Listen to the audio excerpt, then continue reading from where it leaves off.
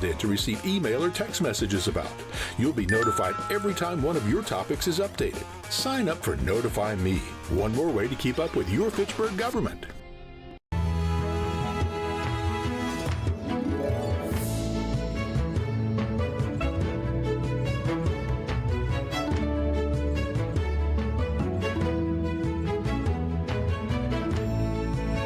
This meeting of Fitchburg Board of Public Works for Monday, February 2nd, 2026, held here in the Francis Huntley Cooper Council Chamber. I'll make note of the date. I don't believe the groundhog saw his shadow today, so we are hopeful of early spring. Attending tonight, Don is here, Alder Jetzer, myself, and Dave to my right. Kim did not make it back, I believe. He is delayed on airlines. So public appearances for non-agenda items. We do not have any tonight. So this brings us to agenda item 3A, approval of January 26 meeting minutes. Do we have a motion to approve? Motion to approve. Moved by Don. Do we have a second? Yeah, I'll second. Second by Dave Wobarn. Discussion, corrections, additions, modifications of the minutes. See none? All right. Now call the vote. All in favor of the approval of the January 26 meeting minutes signify by saying aye. Aye. The minutes are approved. Let's take us to agenda item 4, report of our Director of Public Works, Mr. Tim Volker, PE. Good evening. A couple follow-up items from our last meeting on January 26, 2026. I'll start off with Fitchrona Road. Board member Wilborn had asked about the bus routes for that project for when Fitchrona goes under construction. And Ross has been in contact with the Verona School District. The last time they talked, they told each other we'd touch base with them as we got closer to construction, kind of had more concrete dates. Okay. So they are aware of the project. We will touch base again with them once we have those dates from the contractor. And then our water tower D, we don't have a firm date yet from the contractor on when they will start erecting the actual water tower. However, at our last meeting, they thought maybe mid-February to the end of February. The contractor's waiting to get a much larger crane to do some of the lifting of the welding sections, and then they will be x-raying all of the welds approximately a week before the lift. So we should have a bit of a warning before it starts going up. So I can let everyone know once that's anticipated if you guys want to go out and take a look. And then the third follow-up item was just the board had questioned that $6 line item total that the Fisher Excavating Incorporated listed for the rock excavation for the Cyene Interceptor project. And the three other contractors' total cost range from $43,800 to $84,000 for that line item. So I discussed that with Tracy, and she said they lowball that item frequently. The rock is on the project, though. She doesn't have any concerns with that. Geotechnical reports were included in the bid advertisement, and Fisher provided the bid, and they have to honor that cost, so there is no concern. And then the last follow-up item was just with the McKee fountain repair work. I spoke to Joran to kind of get a history on that fountain. So the fountain's about 15, 16 years old. It was installed back in 2009, 2010.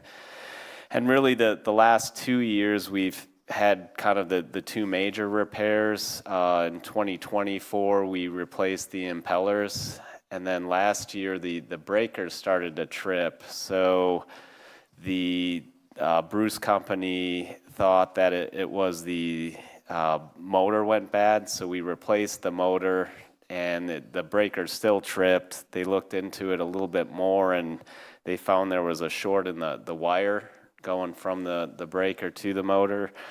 So they installed a new wire. However, it was towards the end of the season, and the fountain came out of the pond. So we don't know if that 100% solved the problem. We'll know once the fountain goes in typically are in April, May, depending on the weather. So if there are more issues, I can let the board know. If you guys don't hear anything from me, just assume it was the wire. And then I guess with that, do you guys have any questions on the follow-up items? Couple. I assume the X-raying of the welds, that's in our spec? Yes, that's It is, in the scope of work for the contractor to do, and I wasn't aware of that. That's a good idea, though. Back to the rock on the bed. So they can't come back and say, oh, there's extraordinary more rock than we anticipated and come back for a change order. You know, we can say, no, you should have bid it, you know. yeah, and I wasn't not completely sure, but I believe there was 3 borings that we took along the alignment of the Yeah. pipe and, you know, got the soil profile in those 3 locations. So, Well, that's kind of my, where, you know, they come back, well, that wasn't enough. There were far more rocks in between. The other, I think the fact that the other contractors recognized it and bid it, he put himself at risk by not putting some money in for that. Okay. I think that's all I had. Anyone else on the board have? Yes, Bill? I guess, back to the X-raying of the welds, is that something that the contractor does themselves, or do they have an independent third party do that verification? that I think is done by a third party, so I can update you guys at the next meeting with the company information on that. I would think it's in everybody's best interest, including the Yeah. contractor for building the tower. With the, you know, when they get to the point where they're going to do the lifting, you can't project a date, but I think as you all know, wind conditions will limit Yes. on, you know, well, Tim probably wasn't here, but I think the rest of us remember Big Blue in Milwaukee, that they tried to lift those roof sections at Miller Park and it was too windy. And so I deal with wind farms where they're putting up the nacelles and the blades on wind farms. And quite often, you know, oh, we couldn't get it done, it was too windy. And I'm like, well, it should be windy there, that's what we're building the wind farm. I know, catch 22 on renewables, so be aware, you know, that could delay them. Yeah, I'm sure there's a limit on lifting those big things, how much wind that crane can take. Thank you, Tim. And then just a couple project updates too with let me just pull up my notes.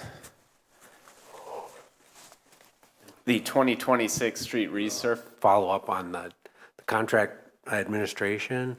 If a bid item exceeds a certain amount, the volume of it or something, is that something they go after on there? I mean, it showed rock and you had a quantity for it, but if it doubles, triples, do they get to ask for a change? Yeah, if the quantity changes, that they would get paid based on the quantity that they took out specifically for that excavation. But with this particular unit price, it was 1 cent they put. Right. So, you know, they're not going to get that. The change order won't be too large with the amount of overage. So, but yeah, it's something they have to honor.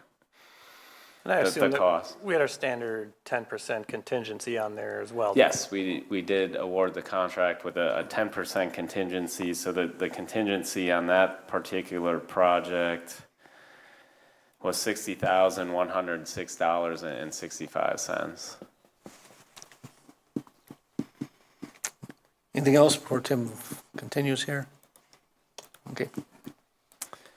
So the 2026 street resurfacing project, we're anticipating to advertise that on Friday, February 13th. And then the bid opening for that project would be at the end of this month. And then our Fitchburg Road Goose Lake Stormwater Project, we anticipate to advertise that bid in March. So that project's separate from the road reconstruction project.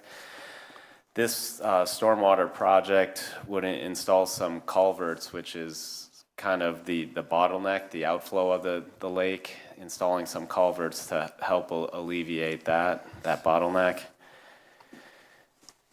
And then that's it for project updates. Tim, with the resurfacing, do you have any sense, the Belmar neighborhood, they had that work that we postponed, On when that would start? when that might start, yeah.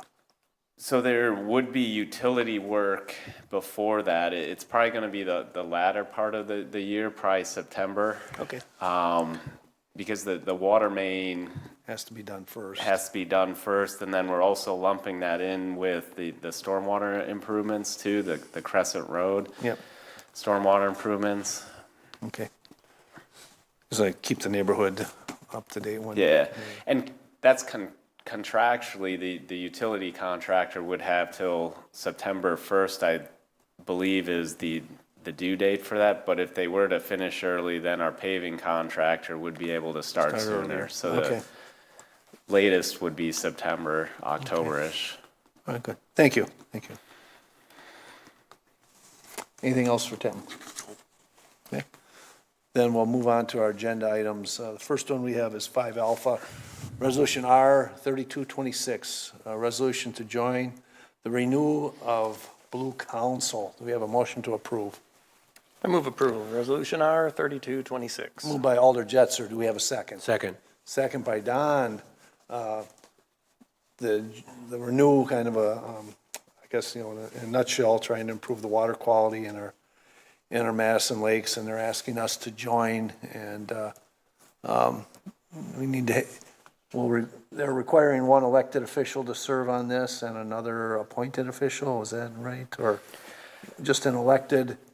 Yeah, just, I think one of the two they requested, and it doesn't have to be elected, it could be someone that sits on a committee. Okay.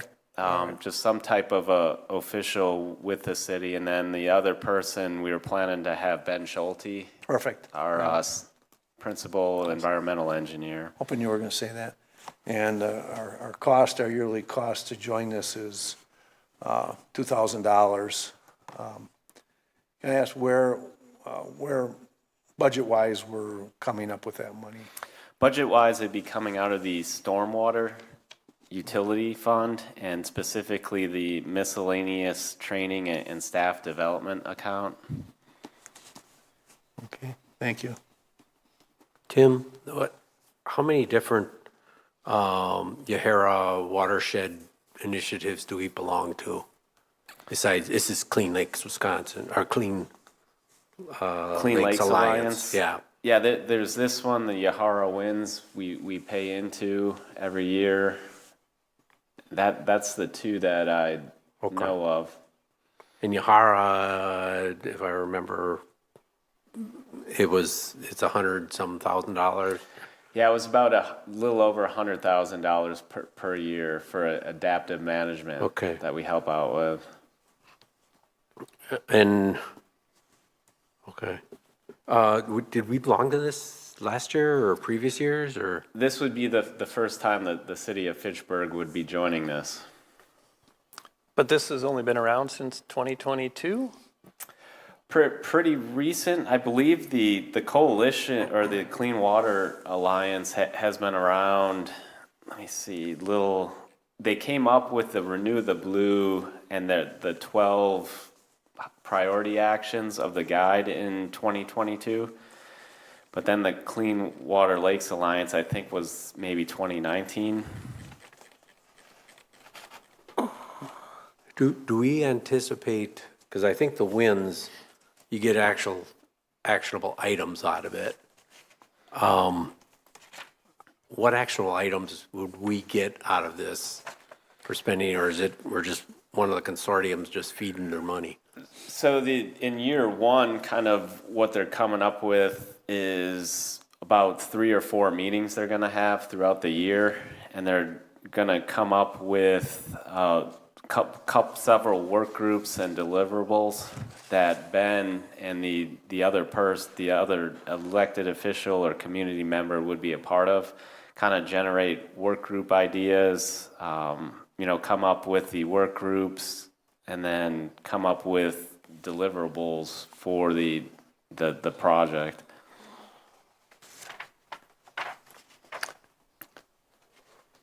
Throw me a bone. What's something, that we don't have, Like I say, we pick up our leaves, we maintain our stormwater basins, we sweep our streets. What are they gonna come up with?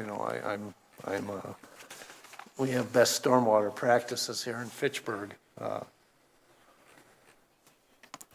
want to make sure we're getting some, there's some value that we get to help improve our lakes besides, rehashing or going to more meetings. Well, and Tim, maybe we can take a step back. How many municipalities are part of this right now? And how many are they trying to get together? That I don't know how many are part of the actual council. I do know that guide, there were 19 partners, I believe, that helped create that and come up with the 12 priorities. But as far as the council, I'm not quite sure how many members they do have. But this is meant, I think, to be a coordinated effort from everyone in the entire watershed area, right? Correct. For all of the lakes. So, whether Fitchburg gets anything out of it in particular may or may not be the point. Well, I'm looking at Bill more, I want to contribute, I want to have our say contribute to keeping the lakes cleaner, but, like I say, we have best practices and things. I'm make sure something comes out of this that we can contribute, besides going to meetings, like I say, we follow best practices and we run a good stormwater utility. Where in the packet were these 12? I didn't necessarily see those 12 things highlighted in here. The 12 were not included in the packet. Kind of what was included in the packet was the charter for the first year, and basically that's what we'd be working on. So starting on page 5 of the packet is the year 1 charter, and it kind of explains the meetings. There'd be one on February 4th, one on March 11th, one on May 13th, another on August 12th, and December 9th. Okay. So there's actually 5 meetings. The first year, the very first meeting is when they would kind of come up with the structure and goals of this. So there is an unknown kind of exactly what those goals are, but they would align with the 12 priorities. Yeah. Okay.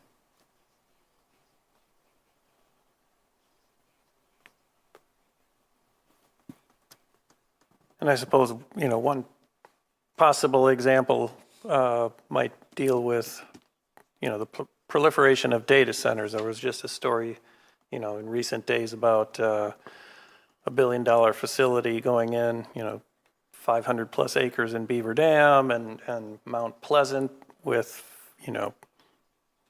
several $1 billion worth of data centers. Those things require an awful lot of water. So are we going to, see best practices implemented for them, making sure they use a closed loop system or, implement certain measures to make sure there's no contamination of groundwater, that sort of thing. I certainly agree with you, need for that. I think that's probably would be outside what this group is coming up with on that. Well, I'm willing to go for first year, see what comes out of it, but I'm a little, like I say, we use best practices. A lot of people sitting around it, going to more meetings and our ability to in the city of Fitchburg, we're not like Madison, where their storm sewers dump right into the lakes, and and we, at least ours gets filtered through Swan Creek and Ninth Spring. We have a little bit we're not the direct dumping of the nutrients into the lakes like they are, but I'm willing to go for the first year, but I won't. I'm somewhat skeptical that they would come up with, we have the wins that, we're doing already, but I'm, whatever the board decides, I'd be willing to try it for a year, but then I like to look at this pretty close. You see that something comes out and, that there are some things maybe that we're not considering right now. I hate to throw money, they say, well, it's only $2,000. Well, we throw $2,000 here and there, and pretty soon, You got more than that. yeah, that's my. They come through. They come up with something, and well, we have to implement that, for $1 million. But I'm willing to try it for a year. Tim, any idea based on previous reports? I'm struggling too if this group gets a lot of actionable items that a community or a business can implement. They do a lot of events and they really a big group, so they're good fundraisers to get there, but when you have 19 folks sitting around, if they don't focus on one item, like phosphorus loading has been identified, if we're doing best practices for phosphorus loading, I'm not sure we're getting anything out of this outside of attending meetings and everyone saying let's have the lakes clean, but. And the deliverables are listed on that charter page, so they stated this is deliverables for the first year expansion of the state of lakes to include land health reporting, criteria and funding strategy to conduct a shoreline inventory and condition assessment, collection of success stories, opportunities, and challenges in the Yahara watershed, denser, more fruitful networks across sectors and organizations, and lessons learned and recommended deliverables for year 2 of the council, which would be 2027. So that's kind of looking what those work groups would work towards in those 5 meetings to achieve.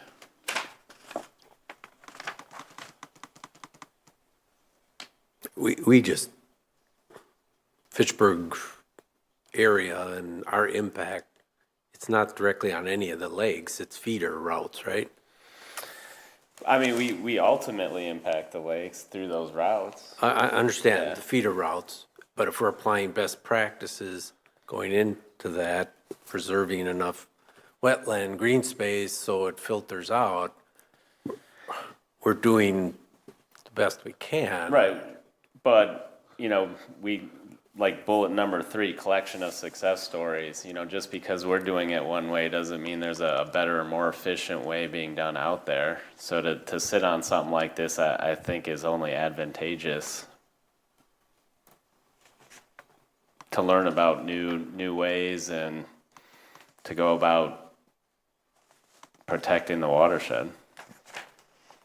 If we don't find any great things out of this, can we get out of it after a year? Yeah, obviously, if it's not something that we find of benefit, and like I mentioned, Ben's going to be sitting in on it, so he would have a good idea. Hey, this is worthwhile, or hey, next year, this is something maybe we shouldn't do, or it wasn't really worth our time. I mean, he's not going to sit on something that isn't a benefit to the city.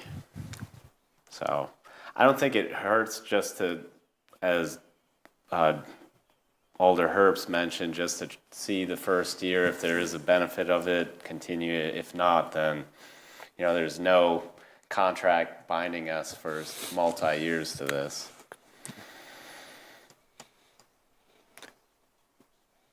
I'm willing to do it for a year. I'm really not that optimistic. We'll see. But I'm hopeful that we would. Okay.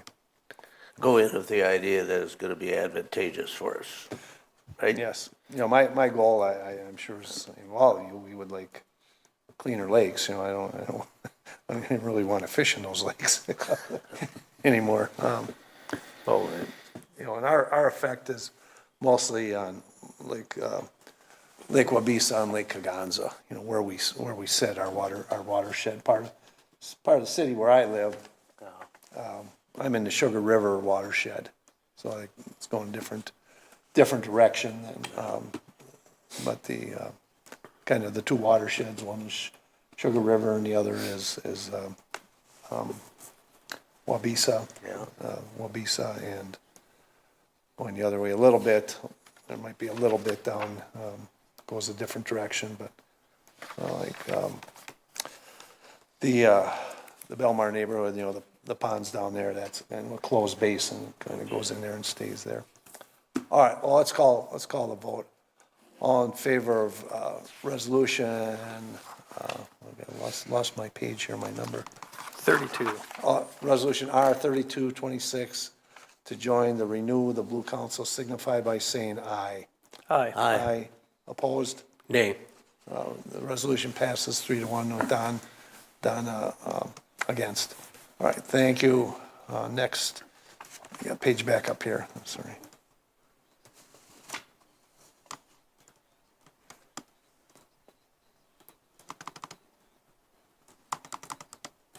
Such a small arrow on here, I'm sorry, guys.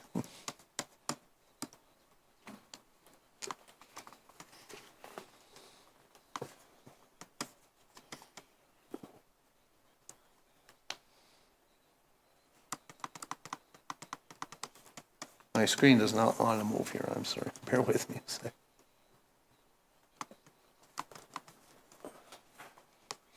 No, I lost it. 3826. Finally, I got it here, I'm sorry.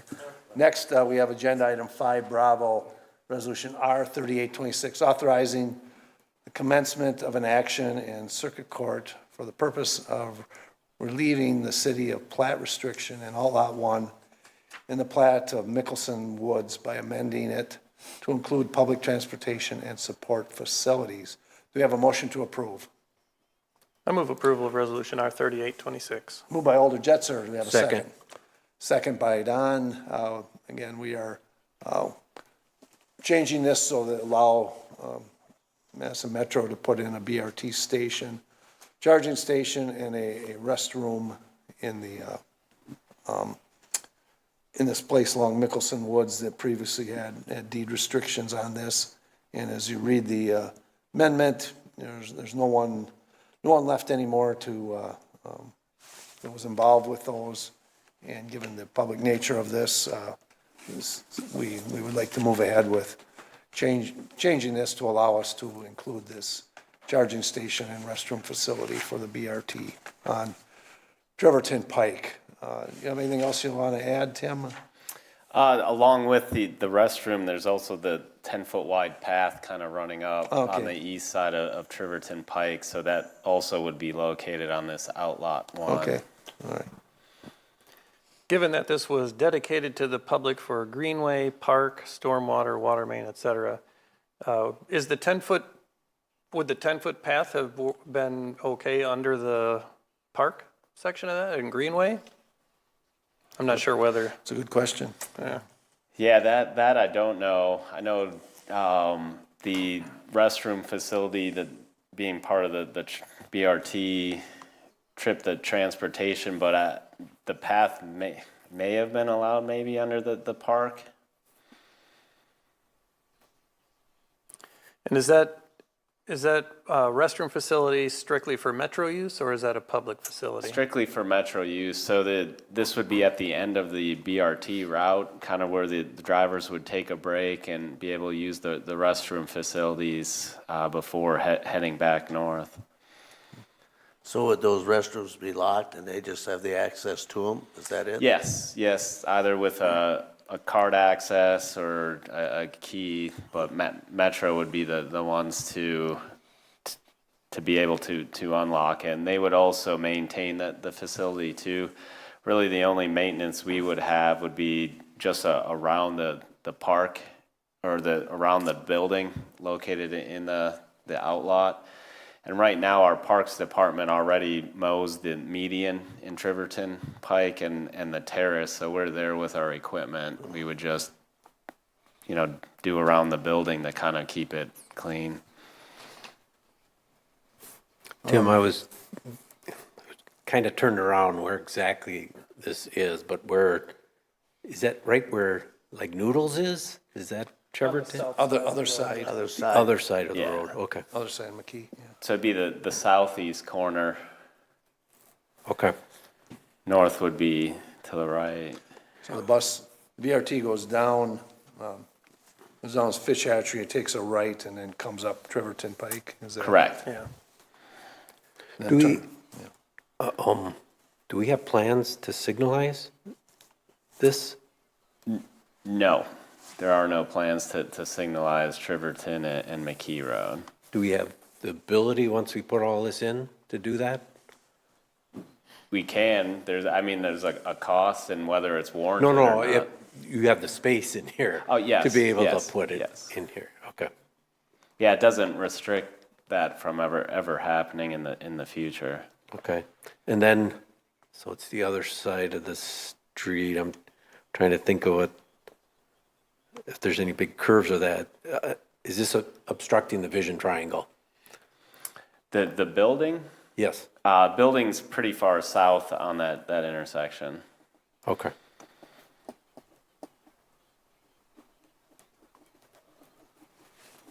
So this is a new section of path on here, or we have an existing? There's I thought there was a, There's no multi-use path on Trevorton I yet. think it's a sidewalk that runs up along the east side of Triverton, so that sidewalk would come out, and then the 10-foot wide path would be.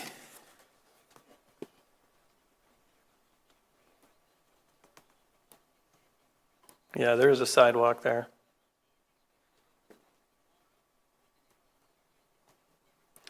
And it looks like there's 3 trees in that terrace. Do we know what's going to become of them? I think I saw them in the drawings. Yeah, a couple of the trees would be removed, but then new trees would be replanted as part of this construction. So on the page I have up on the screen right now, you can see a new tree being planted right here. so is Metro paying for any of the path? The path would be included in the BRT project, and then the payment of it would be, right now, Madison's trying to get a 80-20 grant to pay for the project, 80% funded, and then the remaining 20% would be local. So that would be our local portion. If they don't get the grant though, it's all on Joe taxpayer, right? Or another source of funding, such as grant money. But Ross, I did believe, have a conversation either today or late last week about the grant, and it's still moving forward. So whether we get the full 80%, that's to be determined yet. Tim, I don't see a mention of a B-cycle station here. I just want to make sure there's room to put one there. When was that mentioned? I don't know that it was, Oh. but there ought to be one there. That's something I can mention to Ross to see if he's had any conversations with Madison Metro about that. I know they have talked about doing further path improvements too. I'm not quite sure where those are or if B-cycle was included with that, but I'll mention it to Ross. And I don't know if, secure bike parking would be a good idea as well.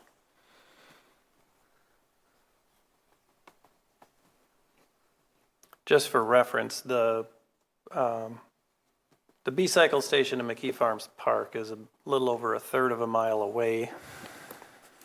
And then there's the one across the street in the Wyndham Garden parking lot, which, nobody's gonna wanna cross McKee at Fish Hatchery. That's not a very fun task.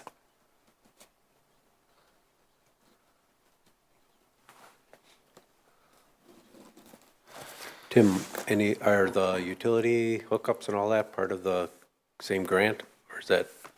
Yes, and there may be a utility relocation because we have a sanitary sewer running kind of parallel with the path right now, so we may have to relocate that in order for that building to be placed there, so the pipe's not under the building. But yeah, utility hookups for the restroom facility and the electrical building would be part of the project. Well, I was more concerned with the chargers. Aren't they pretty high power ones? So you have to run a new line? Most likely, yes. Yeah. Is that part of the grant? Yes, that would be part of the grant. Do you remember off the top of your head, I feel like they're in the neighborhood of 0.5 megawatt?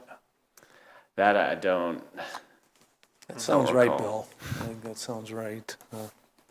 That's a big, Tim was prepared to talk about this deed restriction. yeah, I know. We don't, as I read it, I'm wondering, is someone gonna show up and say, no, this is not in the covenant, or Well, Valerie looked up that, and in the resolution, I think it states that it didn't go through probate. Like no one, which whereas clause was that?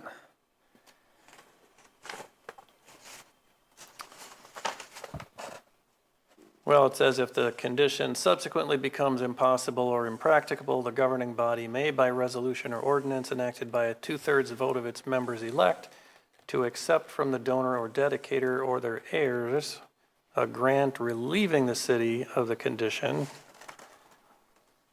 But we don't have, I mean, the donor no died heirs. in 2012 and didn't leave any heirs. there's no heirs, yeah. Right. All right. And I don't think anyone's gonna show up to be opposed. Maybe Mr. Haith, but that's probably it. Okay.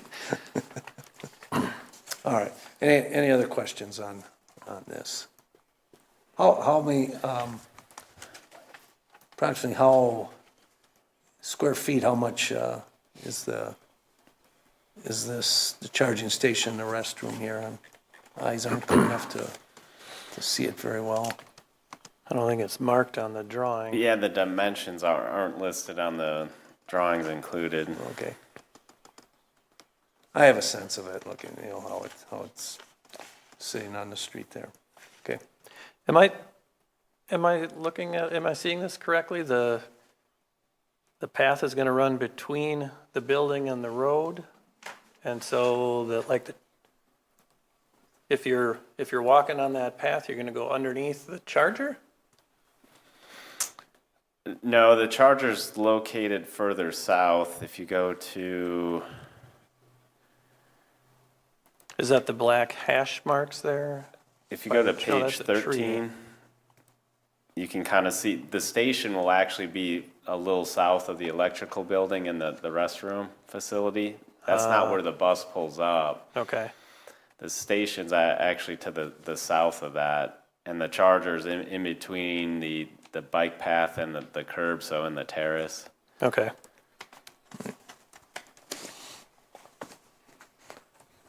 Anything else?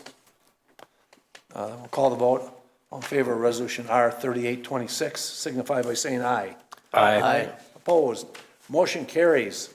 Next, we have 5 Charlie, resolution R 2626, accepting agreement with USGS for the operation of the Swan Creek Monitoring Station.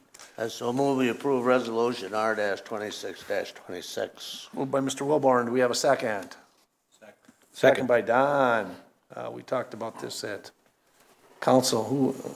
Forget who, was it Ben that talked the other night about possibly they were looking at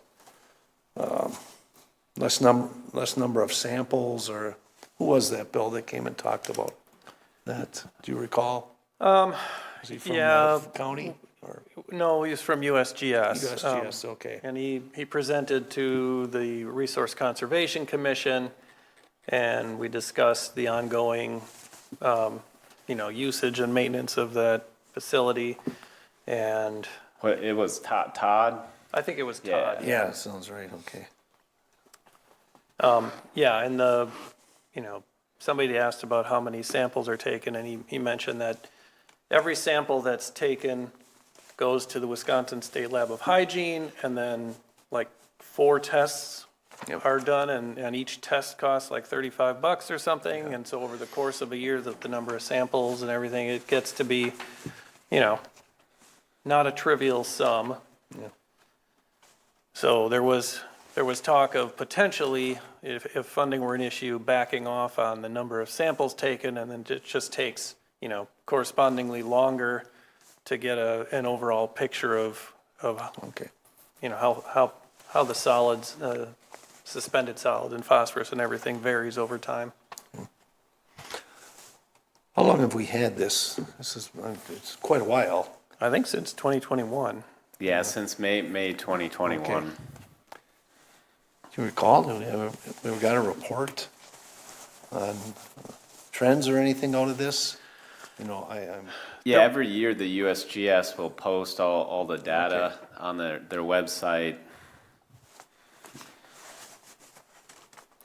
And I did go fishing for this corresponding resolution in previous years, and I found one for 2021, but I didn't find anything for 22, 3, or 4. So the reason 22, 23, 24 didn't have it is the cost was less than $25,000, so Okay. it didn't have to come to council. And this was the first year it went over. I believe it's $27,000. The USGS will be paying $5,250 of that. The town of Dunn will be paying $2,208.16. And then City of Fitchburg would be responsible for the $19,541.84, plus the testing. And that the testing can be anywhere from, as Alder Jetzer was mentioning, $8,000 to $12,000 a year. So in the 2026 budget, Stormwater's budgeted $30,000 for this station. So with $19,000 being for the actual station itself, we have about $10,500 for sampling. So that should cover it. So I guess the question I asked the board and Tim, data, has it given us any methodology to improve anything or data, the important thing is, find a way to do continuous improvement. And I don't have a sense that we have, maybe it's telling us we're doing a crappy job and not maintaining our watershed. I'm not sure. I don't have a good feel one way or the other on this. Yeah, you can go back and watch the presentation to the RCC. I forget what month that was, but it was within the last fall Okay. into winter. I believe it was the last meeting, the January 12th meeting. Okay, I thought maybe it was November. Whatever. I just watched that before. You did. Okay. Okay. But yeah, Todd gave a presentation on the trends that they'd seen since 2021, and I mean, what I got out of it is it has gone down in some of the areas. It varies, obviously, but storms, really the tool is for the city to kind of set the land uses upstream and all that. Yeah. So that's kind of where this data does come in handy is, hey,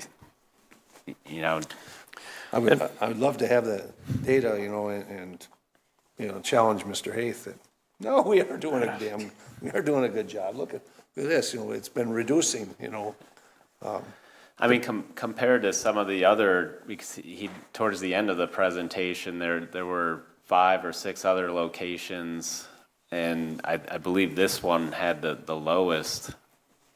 Yeah.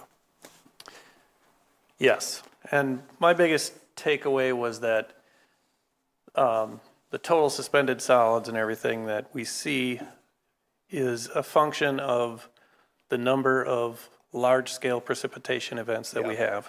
Yeah. So, to do a better job of keeping the watershed clean basically amounts to not not having all of that stuff sitting there waiting to flow away at the Yeah. next big rain. Yeah, I'm with you. I'm with you. All right. I'm convinced to continue. Any other discussion on this? Do we find, what's our point of conclusion? Or are we just going to keep studying and studying? It is called a monitoring station, so I guess that's, the main purpose is to keep gathering data in perpetuity.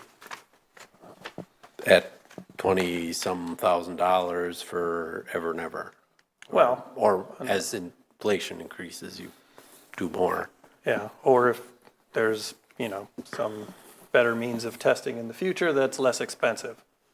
But, yeah, you So can't then- manage what you don't measure, I So guess. why don't we just test then every other year? Or every third year, or every fourth year? If it's not feeding directly into our best management practices, or some test to show how we're doing construction is applicable, let's just test every 4 years. And then that'll give you the data to say, we're still doing good. If we can't apply it to something we can implement actionably faster, I don't know that we have to do it as often.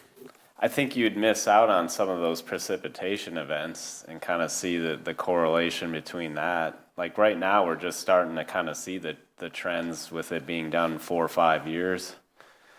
But So, you could test you know, every one- precipitation event and go to the nearest storm drain and test how many solids you got running through there, and you'll know there's a lot.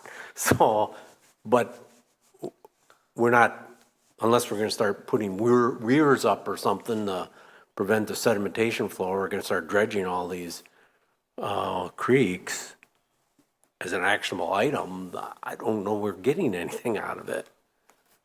but that we do that. I mean, we look at this data and utilize it and implement our So best you'll management take practice. the data and based on what you have, then we'll do a dredging operation every so many years. I mean, we in this dredge creek. every year. we have dredge a this annual creek every maintenance year. Not necessarily this creek, but we do within the city. And we dredge We your only have stormwater limited ponds. budget. We can't do every pond, So we Understand. set forth.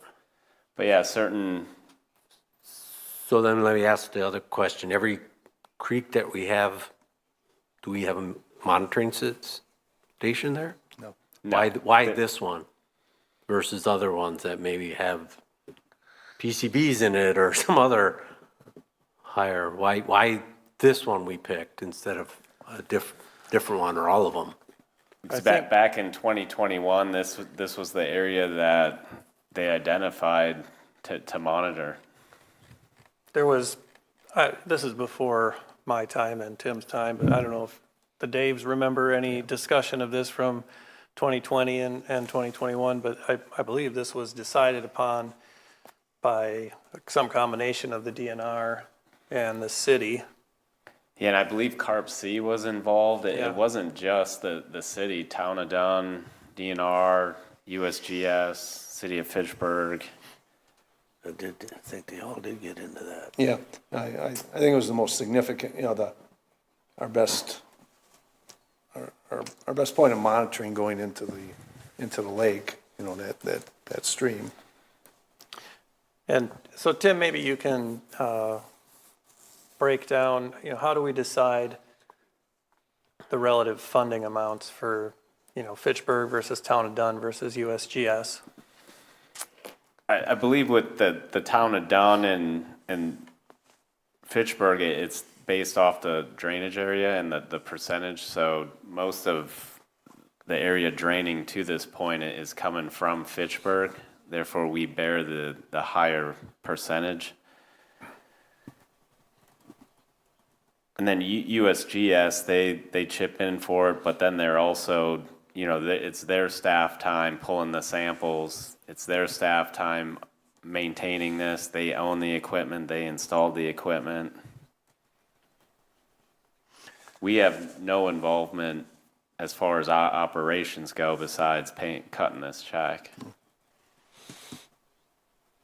And I'm a little bit with, I'll vote to continue this, but I'd like to see something a little more concrete tie,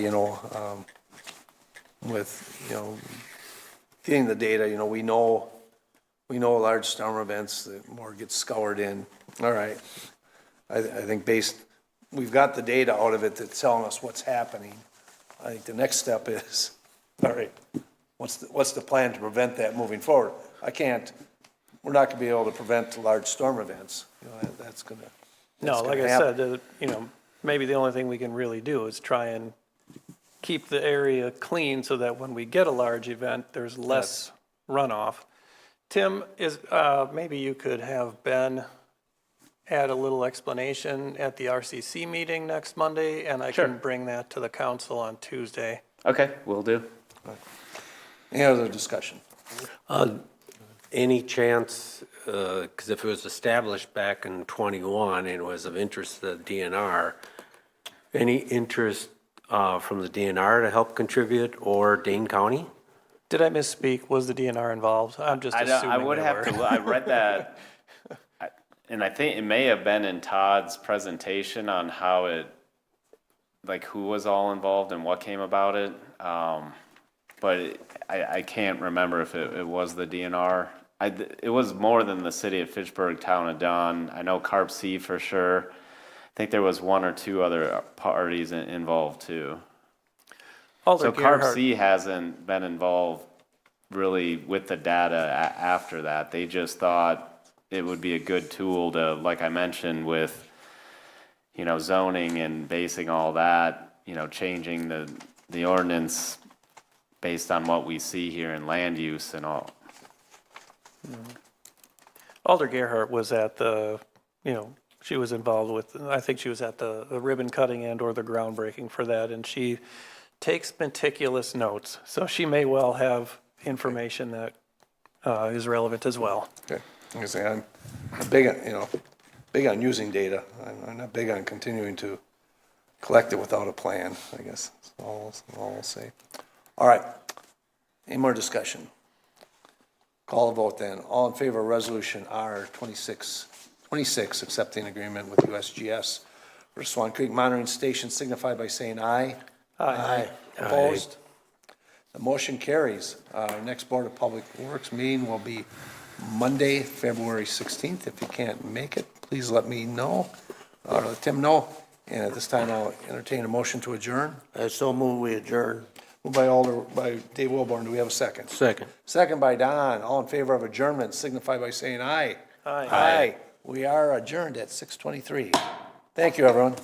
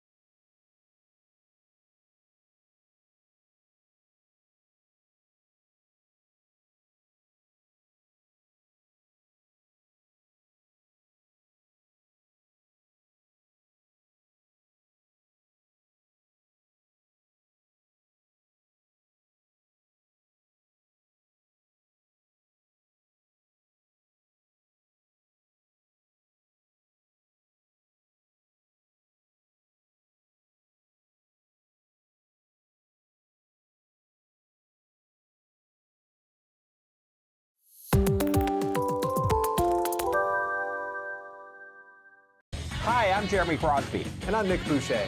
We're your hosts for the program that's all about your city, Talking Fitchburg. Every weekday, we pull together the news, events, and information you need to stay on top of what's happening in the city of Fitchburg. Find Talking Fitchburg on cable TV.